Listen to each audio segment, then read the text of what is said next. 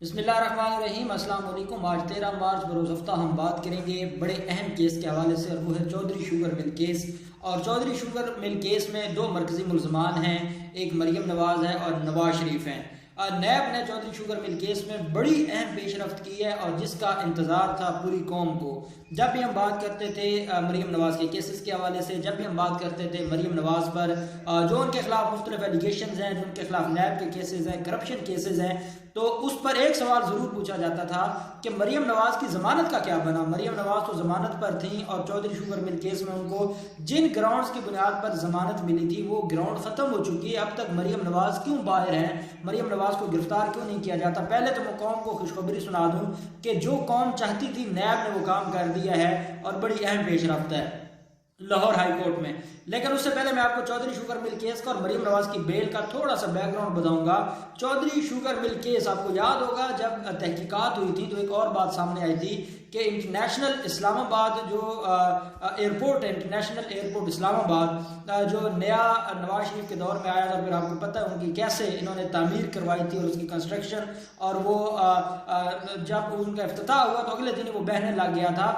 उसके करोड़ों रुपए चौधरी शुगर मिल केस में आए थे। उन पैसों के जो इंटरनेशनल इस्लामाबाद एयरपोर्ट पर पैसे लगाए जाने थे वो पैसे भी ट्रांसफर होते हैं मरियम नवाज एंड कंपनी के अकाउंट्स में। ये चौधरी शुगर मिल केस को ऑन करती हैं मरियम नवाज, नवाज शरीफ और इनके भाई मरियम नवाज के। हम देखते हैं रमज़ान शुगर मिल केस हो, बाकी शुगर मिल केसेस के हवाले से हम देखते हैं इत्तेफाक शुगर मिल केस है, वो शफी फैमिली के नाम पर है, वो उसमें बैंकिंग कोड में उनके खिलाफ केसेस हैं। तो जो चौधरी शुगर मिल केस है इसका केस था मरियम नवाज एंड कंपनी के खिलाफ, और इन्होंने भी बिल्कुल सेम जैसे रमज़ान शुगर मिल केस में, अल अरबिया शुगर मिल केस में या बाकी जो है इनकी शुगर मिल्स हैं उसमें इन्होंने शहबाज शरीफ और उनके बेटे ने जिस तरीके से अपने चपरासियों के नाम पर अकाउंट्स खुलवाए, बेनामी कंपनीज बनाई, जाली ट्रांजैक्शन होती रही, और जो भी लूट खसूट और जाली ट्रांजैक्शन का धंधा था बिल्कुल सेम यही कॉपी किया जाता है चौधरी शुगर मिल में। जो आप देखते हैं कि जिस तरीके से मरियम नवाज भी जाली ट्रांजैक्शंस करती रही और इसमें भी इन्होंने मुख्तलिफ जो मामलात थे, मुख्तलिफ जो जाली ट्रांजैक्शंस का धंधा था वो किया, तो इनके खिलाफ एक केस फाइल हो गया। जब केस इनके खिलाफ इंक्वायरी शुरू होती है, नवाज शरीफ को ज़मानत मिलती है और नवाज शरीफ जो वहाँ से उनकी सस्पेंड हो जाती है, जो सज़ा थी वो सज़ा सस्पेंड होने के बाद, जो अल अजीज़िया रेफरेंस में सज़ा थी वो सस्पेंड हो जाती है। सस्पेंड होने के बाद उनकी दरख्वास्त ज़मानत पेंडिंग थी लाहौर हाई कोर्ट में। पहले नवाज शरीफ थे अडियाला जेल में जब उनके खिलाफ चौधरी शुगर मिल केस की समाअत और उनके खिलाफ इंक्वायरी शुरू होती है और इसमें भी गिरफ्तारी डाल दी जाती है, तो फिर नवाज शरीफ को वहाँ से ट्रांसफ़र कर दिया जाता है कोर्ट लखपत जेल में, और यहाँ से नैब उनको इंटरोगेट करता रहा और तफ्तीश करता रहा। अभी वो जो अल अजीज़िया रेफरेंस की सज़ा थी वो भी पेंडिंग थी, और इधर चौधरी शुगर मिल केस में भी गिरफ्तारी पड़ी हुई थी मुलजिम नवाज शरीफ की, जो मुजरिम थे एक केस में। तो होता क्या है, चौधरी शुगर मिल केस में मेडिकल ग्राउंड पर नवाज शरीफ की ज़मानत हो जाती है। नवाज शरीफ सर्विसेज हॉस्पिटल चले जाते हैं, बीमार हो जाते हैं और वो ज़िंदगी और मौत की कश्मकश में, और उनकी ज़मानत हो जाती है। यहाँ से ज़मानत जब चौधरी शुगर मिल केस में होती है तो फिर उस सज़ा के खिलाफ जाते हैं, अल अजीज़िया रेफरेंस में जो सज़ा हुई थी उसके खिलाफ सस्पेंशन फाइल करते हैं, उस सज़ा को सस्पेंड करवाने की दरख्वास्त फाइल करते हैं, और उस पर जो दो रुकनी बेंच था, ऑनरेबल जो इस्लामाबाद हाई कोर्ट थी, जो बड़े ही परेशान थे। ऑनरेबल जजेस ने कहा कि नवाज शरीफ को कुछ हो गया तो क्या होगा, नवाज शरीफ की जान चली गई कौन जिम्मेदार होगा। बड़े खैर उसके ऊपर रिमार्क्स आए, और वो रिमार्क्स आने के बाद हमने देखा कि उनको 8 हफ्तों के लिए जमानत दे दी जाती है, post arrest interim bail Nawaz Sharif को ग्रांट कर दी जाती है 8 हफ्तों की। अब नवाज शरीफ को उनकी सज़ा सस्पेंड होती है, 8 हफ्तों का उनको रिलीफ मिल जाता है, वो जाती उम्र आ जाते हैं। जिस दिन उनको पहले वो सर्विसेज हॉस्पिटल में थे, चौधरी शुगर मिल केस में उनकी ज़मानत हुई, वो सर्विसेज में रहे। जैसे उनकी सज़ा सस्पेंड होती है और वहाँ से उनको मिल जाती है, रोबकार मिल जाती है, उसी शाम सर्विसेज हॉस्पिटल से मुलजिम और मुजरिम नवाज शरीफ चले जाते हैं जाती उम्र में, और उनकी बीमारी ठीक हो जाती है, और वो बीमारी के लिए उन्होंने हॉस्पिटल का एक सहारा लिया था। खैर जब वो हॉस्पिटल से जाती उम्रा चले जाते हैं, फिर एक इनकी तरफ से दरख्वास्त फाइल की जाती है लाहौर हाईकोर्ट में। वो ECL में नाम निकलवाने की वो दरख्वास्त थी, और उस दरख्वास्त में क्या होता है कि जो ऑनरेबल हमारी लाहौर हाई कोर्ट है, जस्टिस बाकी नजफी साहब की सरबराही में 2 रुकनी बेंच था, उन्होंने 4 हफ्तों के लिए एक दफ़ा बाहर जाने की परमिशन दे दी।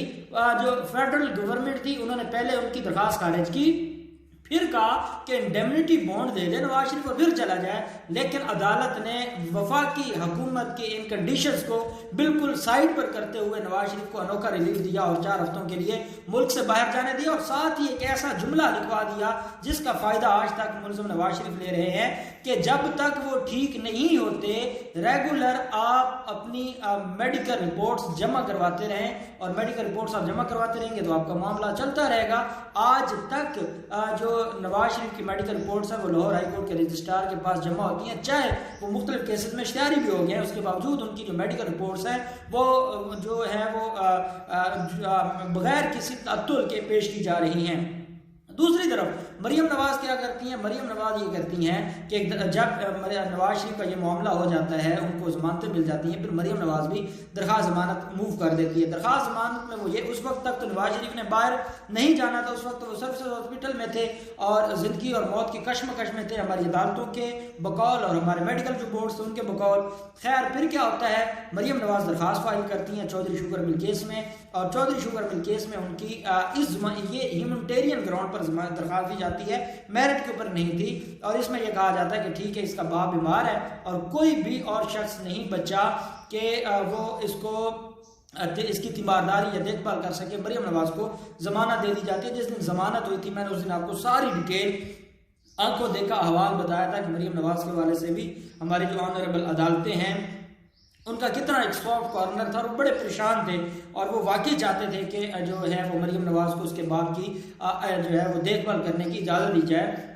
जैसे फरियाल तालपुर की कोई बेटी है, मेरे ख्याल में बेटा है जो डिसेबल है, तो उस ग्राउंड पर फरियाल तालपुर को भी इस्लामाबाद हाई कोर्ट ने जमानत दे दी थी कि उस बच्चे की देखभाल करनी है फरियाल तालपुर ने। जब मरियम नवाज की दरख्वास्त जमानत मंजूर हो जाती है तो एक काम करती है लाहौर हाई कोर्ट जो आज तक इनके गले पड़ा हुआ है, और वो है जो पासपोर्ट जो है वो जब्त कर लिया जाता है। जब पासपोर्ट जब्त किया जाता है मरियम नवाज बाहर आ जाती हैं, मरियम नवाज भी जाती उम्रा पहुंच जाती हैं, इतने में नवाज शरीफ बैरून मुल्क चले जाते हैं। मरियम नवाज की तरफ से दरखास्तें फाइल की जाती हैं ECL से नाम निकलवाने की, वो वफाकी हुकूमत खारिज कर देती है। लाहौर हाई कोर्ट में जब पेंडिंग होती हैं तो तब ये मामला मरियम नवाज के हाथ से जब निकलता है तो उन्होंने वो दरखास्त भी आज तक पेंडिंग रखवाई है, वो ECL वाली दरखास्त भी पेंडिंग है। नवाज शरीफ को जो बैरून मुल्क भेजा गया था इंटरम रिलीफ के तौर पर उनको रिलीफ देते हुए 4 हफ्तों के लिए जाने दिया था, उनकी जो ओरिजिनल पिटीशन है वो आज तक पेंडिंग है लाहौर हाई कोर्ट में और दोबारा कोई समाअत नहीं हुई। अब मरियम नवाज के खिलाफ चौधरी शुगर मिल केस का नीचे केस था ट्रायल कोर्ट में, तो वो दाखिल दफ्तर कर दिया था एहतसाब अदालत ने कि जब तक इनके खिलाफ रेफरेंस फाइल नहीं होता तो इनको जो है वो इनका जो केस है वो दाखिल दफ्तर किया जाए। उधर केस ट्रायल कोर्ट में दाखिल दफ्तर हो गया और उधर से इनको जमानतें मिल गई लाहौर हाई कोर्ट से। अब क्या हुआ कि नैब ने इनको 2-3 दफ़ा बुलाया और ये पेश नहीं हुए। अब नैब ने दरख्वास्त जमानत जो है उसकी कैंसिलेशन मूव की है लाहौर हाई कोर्ट में। कैंसिलेशन ऑफ मूव जो बेल है, कैंसिलेशन ऑफ बेल की एक ही ग्राउंड है कि जब मिस यूज किया जा रहा हो उस बेल का, जिन ग्राउंड्स पर ली गई थी या जिस मकसद के लिए ली गई थी वो उस मकसद से ख़त्म हो जाए, वो मकसद ख़त्म हो जाए, और जैसे किसी ने बीमारी की बुनियाद पर ली और बाद में वो बिल्कुल ठीक हो गया तो आप कैंसिलेशन ऑफ बेल मूव कर सकते हैं। या वो जो इन्वेस्टिगेशन है उसमें आपको जो है वो शामिल तफ्तीश नहीं हो रहा, आप उनसे कोई डॉक्यूमेंट मांग रहे हैं वो नहीं दे रहा, या वो कोऑपरेट नहीं कर रहा, या वो गवाहों को जो है वो हरासा कर रहा है, या वो मैनेज करना चाहता है पूरे केस को, तो तब कैंसिलेशन ऑफ बेल मूव की जाती है। लाहौर हाई कोर्ट में कैंसिलेशन ऑफ बेल की दरखास्त फाइल कर दी है चौधरी शुगर मिल केस में नैब ने, और नैब का ये कहना है कि मुल्ज़िमा मरियम नवाज उनके खिलाफ जो केस है वो उसमें बिल्कुल ना शामिल तफ्तीश होती हैं, ना नैब के खतों का जवाब देती हैं, ना नैब के सवालों का जवाब देती हैं, ना नैब के सामने पेश होती हैं। तो क्योंकि अदालत ने इनको जिस ग्राउंड पर दी थी वो ख़त्म हो चुकी है, इसलिए मरियम नवाज की ज़मानत खारिज की जाए ताकि नैब उनको शामिल तफ्तीश करे, उनसे बाकी रिकॉर्ड निकलवाए, उनसे बाकी जो डॉक्यूमेंट्स हैं वो निकलवाए जाए और ये सारी चीज़ें सामने आए ताकि जो मरियम नवाज का केस है, चौधरी शुगर मिल केस का, नवाज शरीफ और मरियम नवाज के खिलाफ, वो मंतकी अंजाम तक पहुंचे। उसमें नैब अपना जो है वो रेफरेंस नैब तब का उसको कंप्लीट करके अदालत में सबमिट करवाएगा, और जो अदालत में केस दाखिल दफ्तर कर दिया गया था इस बुनियाद पर कि रेफरेंस फाइल होगा तो तब इसमें आगे कार्रवाई होगी। तो क्योंकि अब रेफरेंस फाइल करना है चौधरी शुगर मिल केस में, नैब ये चाहता है कि मरियम नवाज ना कोऑपरेट करती है तफ्तीश में, और जिस ग्राउंड पर ली गई थी वो ग्राउंड खत्म हो गई है, इसलिए मरियम नवाज की दरखास्त जमानत खारिज करते हुए चौधरी शुगर मिल केस में नैब को इजाजत दी जाए कि वो मुलजिमा को गिरफ्तार करके शामिल तफ्तीश करें, और ये जो रेफरेंस है इसको कंप्लीट करके इस केस को मंतकी अंजाम की तरफ ले जाएं। ये दरखास्त फाइल की गई है अब लाहौर हाई कोर्ट में आज नैब की तरफ से। नैब लाहौर ने, मैं समझता हूँ, बड़ा अहम आज काम किया है, जो काम उनको बहुत पहले करना चाहिए था, बिल आखिर नैब ने वो कर दिया है। और अब इसके ऊपर कमिंग मंडे को जो है वो समाअत होगी लाहौर हाई कोर्ट में। अब देखते हैं लाहौर हाई कोर्ट इस पर मरियम नवाज को तलब करता है। मरियम नवाज अदालत में बतौर मुलजिमा पेश होंगी, सिर्फ वकील के पेश होने से काम नहीं बनेगा, ये कैंसिलेशन ऑफ बेल है। अब असल काम है इसमें नोटिस करवाना। देखते हैं नैब कितना कामयाब होता है और अदालतें क्या रिस्पॉन्स देती हैं। जो भी डिटेल्स होंगी हम आपके साथ शेयर करते रहेंगे। अल्लाह पाक पाकिस्तान का हामी नासिर हो। बहुत शुक्रिया। अल्लाह हाफिज। पाकिस्तान जिंदाबाद।